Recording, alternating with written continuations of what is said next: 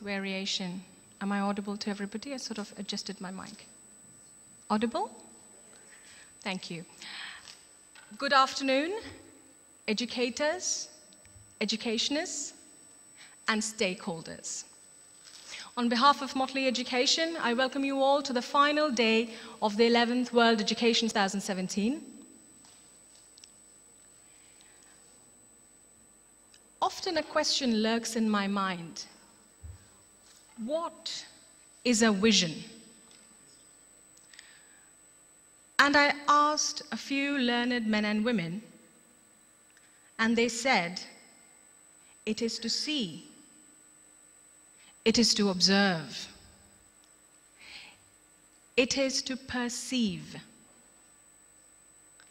And then I asked a young girl, and she replied, it is the power of sight. Very specific, very strong.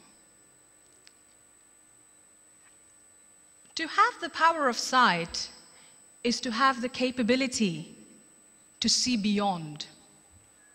Similar to the fact that many people hear, but only a few listen.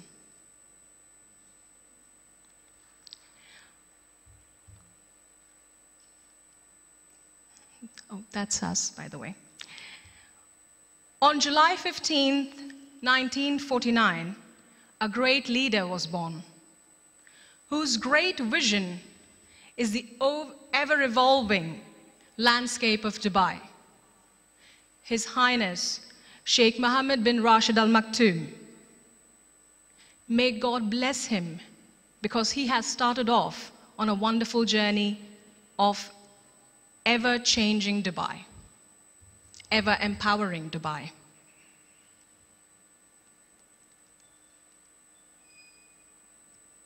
Vision 2021 national agenda, developed by over 300 officials from 90 federal and local government entities, set out the key performance indicators in first-rate education system over here, predominantly over here in the UAE. It has been enforced to measure long-term outcomes and thus allow comparison in global benchmarking. I'd like to draw your attention to key performance indicators 6 and 7. High-quality teachers and highly effective school leadership. The cry for high-quality teachers is based and heard across the land, and a more prominent cry would be of high-quality teaching. Teaching must be understood as a lifelong learning experience, a continual quest to gain and improve our existing knowledge.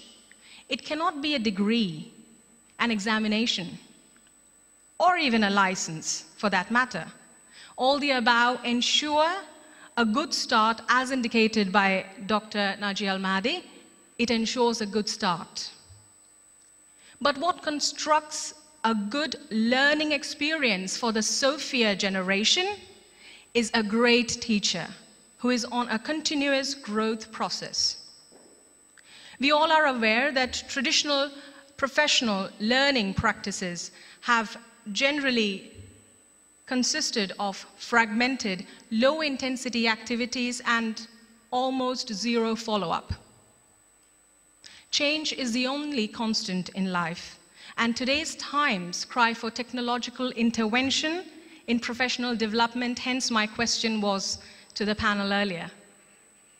What is the strong technological intervention inside your teaching community, which percolates then further to your students?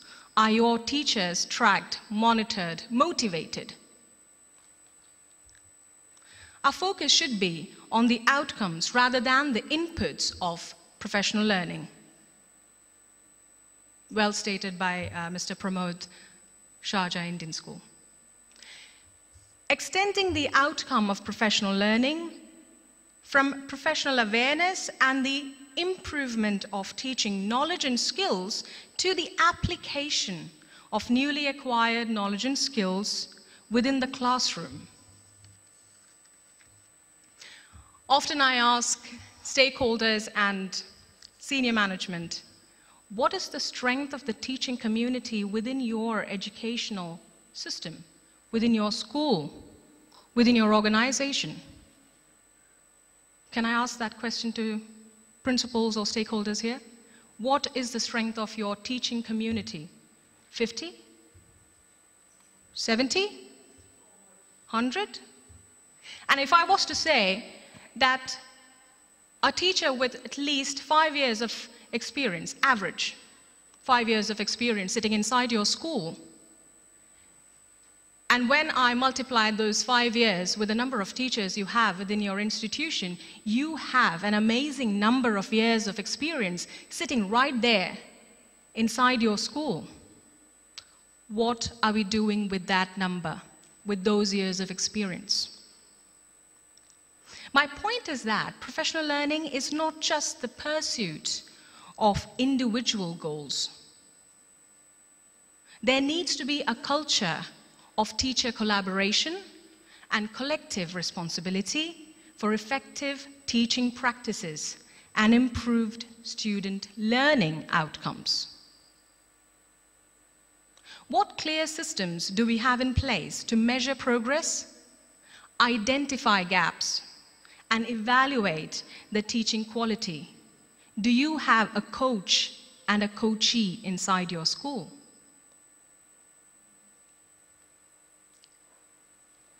Do we have statistical data within our schools allowing better ROI, return on investment, in terms of workshops, trainings, exchange programs, hiring and firing?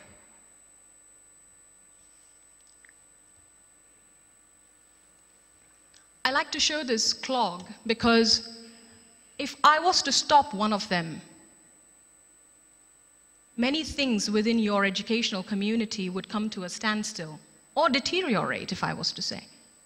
The challenge for schools is to refine their professional learning processes and practices in ways that strengthen the link between professional learning, improved classroom and school practice, and improved student learning. The second most important element within the teaching environment is your leadership.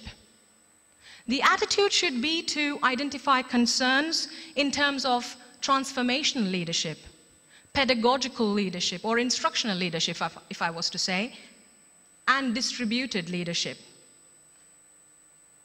International research by Education Development Trust, along with the Department of Education at the University of Oxford, the Centre for Equity in Education at the University of Manchester, University of Glasgow, the University of Nottingham, the Hong Kong Institute of Education have collectively concluded a few points which I would like to bring to your notice. And I'm sure everybody is aware of these points, but still a refresher is always an added value.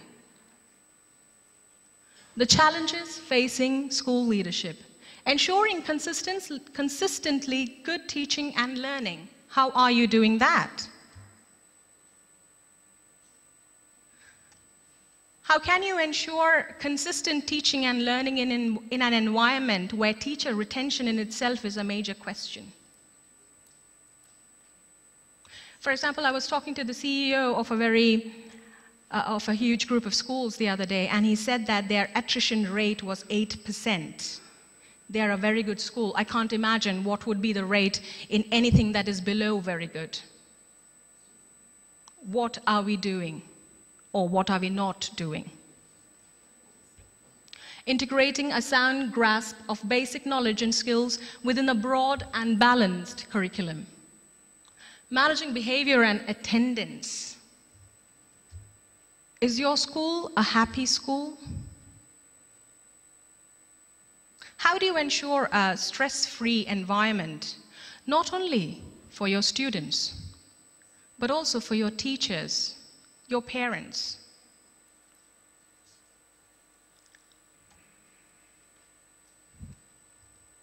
The 8 dimensions of effective leadership identified by the impact research illustrated here showcases the inner circle, where the core focus of leaders must lie. The inner ring, their core strategies, and the outer ring, the actions they take in support of their strategies. The building of trust is an intrinsic part, as you can see. In conclusion, and before saying adieu, it can be said that a combination of strategies is most beneficial in ensuring school success, and the most leadership efforts operate indirectly to promote student outcomes by supporting and enhancing conditions for teaching and learning through direct impacts on teachers and their work. I wish all the nurturers of the future generation gathered here all the very best in providing high-quality teachers, ensuring their continuous professional development, tracked and monitored by a highly effective leadership, apart from the other responsibilities, of course, thus providing an engaging, holistic environment fostering student success. Thank you very much.